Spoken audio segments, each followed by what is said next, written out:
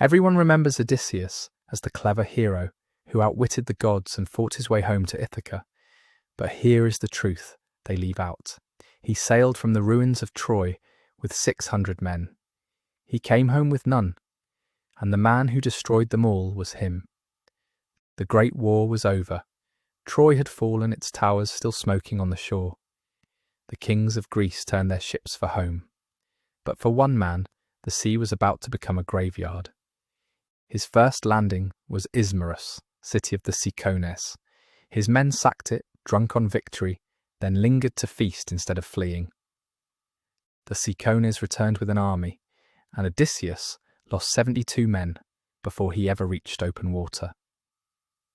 The first blood was spilled by their own greed. A storm drove them next to the land of the lotus eaters, where a single fruit stole a man's will. Those who tasted it forgot their homes, their families, everything, and wished only to stay and dream forever. Odysseus dragged them back to the ships in chains. Already, home was becoming something a man could forget. Then they came to the island of the Cyclops. Greedy for gifts, Odysseus led 12 men into a giant's cave. It belonged to Polyphemus, the one-eyed son of Poseidon.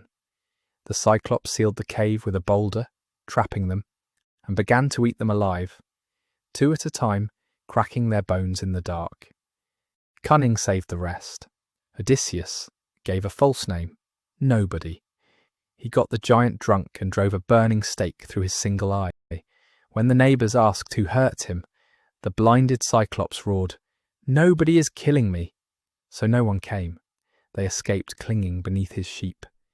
It was Odysseus's greatest trick, and then he ruined it. Sailing away, drunk on his own brilliance, he shouted his real name across the water.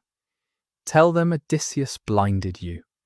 The Cyclops raised his hands to his father, Poseidon, god of the sea, and prayed, "Let Odysseus come home, late and broken and alone, having lost every man who followed him." From that moment, the ocean itself wanted them dead, and it was his own pride that opened the door. The wind god Aeolus took pity on them. He sealed every storm wind inside a leather bag, leaving only a gentle breeze to carry them home. For 9 days they sailed, until Ithaca itself rose on the horizon. Then Odysseus, exhausted, finally slept. And his crew, certain the bag held gold he was hoarding from them, tore it open. The winds exploded free and blasted the fleet all the way back to the start. Home seen and lost over a secret he never shared. Next came the Laestrygonians, giant cannibals who hurled boulders from the cliffs, smashing the ships to splinters and spearing the men in the water like fish. 11 of his 12 ships were destroyed. Hundreds of men gone in minutes. Only Odysseus's ship escaped.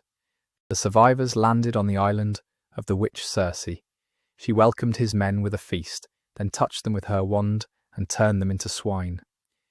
Warned by the god Hermes, Odysseus resisted her magic and forced her to restore them. But then he stayed. For a full year they feasted and forgot the journey, until his men had to beg him to remember Ithaca. To go home, Circe told him, he first had to enter the land of the dead.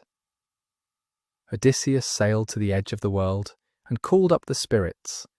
There the blind prophet Tiresias gave the warning that would decide everything. You may still reach home, but when you pass the island of the sun, do not touch his sacred cattle. Harm them, and you will lose your ship, and every man still alive. In the land of the dead, Odysseus met more than the prophet. He saw his own mother, who had died of grief waiting for him to return, and he reached for her 3 times, only to grasp empty air. He spoke with the ghost of Achilles, the greatest hero of the Trojan War, who told him a bitter truth, that he would rather be a poor man's slave among the living than a king among all the dead. And he met the shade of Agamemnon, murdered by his own wife, the very night he came home from Troy, who warned Odysseus to trust no one, not even those he loved. Back at sea, they passed the sirens, whose song lured sailors to shatter on the rocks. Odysseus, filled his crew's ears with wax, and had them bind him to the mast, so he alone could hear the song and live. He survived by making his men deaf and blind to the danger. It was becoming a pattern. Then the narrow strait. On one side, the whirlpool Charybdis that swallowed the sea whole. On the other, Scylla, a six-headed monster coiled in the cliff. Odysseus knew Scylla would take 6 men. He knew, and told them nothing. He steered close, and the monster snatched 6 of his crew, screaming into the air, and devoured them alive.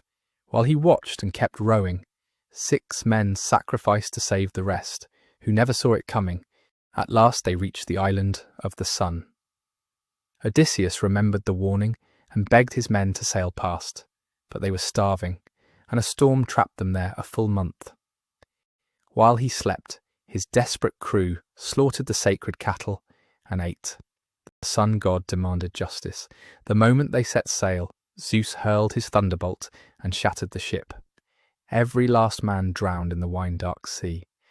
Everyone except Odysseus, who had lashed himself to the wreckage. The prophecy was fulfilled. He was alone. He washed ashore on the island of the nymph Calypso, who held him prisoner 7 long years, mourned as dead by everyone he loved. The great hero, reduced to weeping on a beach at the edge of the world. At last the gods relented, and the Phaeacians ferried him home to Ithaca, 20 years after he first left for Troy. But his home was no longer his own. 100 suitors had invaded his palace, devouring his wealth and pressuring his faithful wife, Penelope, to declare him dead and take one of them instead. Years later, when Odysseus finally reached Ithaca, he came in disguise. Only a humble swineherd, Eumaeus, still loyal after 20 years, took the ragged stranger in, never knowing he sheltered his own king. In secret, Odysseus revealed himself to just one man, his son Telemachus, now grown, who had barely known his father. Together, they plotted the suitor's end. As the disguised king crossed his own courtyard, one creature knew him at once. Argos, the hunting dog he had raised as a pup, now ancient and dying on a heap of filth. The old dog lifted his head, wagged his tail once for the master he had waited 20 years to see, and died. Odysseus wiped away a single tear and said nothing. Inside, an old nurse knelt to wash the beggar's feet, Eurycleia, who had raised him from a child. Her fingers found an old scar on his leg, one she knew at a touch, and she recognized her king. She gasped, but Odysseus seized her and swore her to silence. His reckoning was not yet ready. Disguised as a beggar, Odysseus watched them mock him in his own hall. Then Penelope set her final test. She would marry the man who could string Odysseus's great bow and fire an arrow through 12 axe heads in a row. One by one, the suitors failed. Then the beggar lifted the bow, strung it with ease, and sent the arrow clean through all 12. He threw off his disguise, and in the hall he had finally reclaimed Odysseus and his son, cut down every last suitor until the floor ran red. With the suitors dead, one final test remained, and it was hers. Penelope, who had waited 20 years, would not be fooled by any man's face. She calmly ordered a servant to move their marriage bed out of its chamber.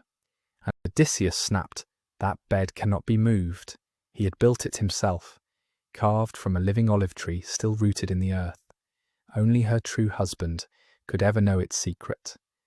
And at last, Penelope wept and fell into his arms. After 20 years of war and wandering, Odysseus was finally, truly home. He had his throne again, his wife, his home. But look at the cost. 600 men sailed with him from Troy, not one came back. History remembers Odysseus as the hero who made it home. No one remembers the 600 who trusted him, and never did.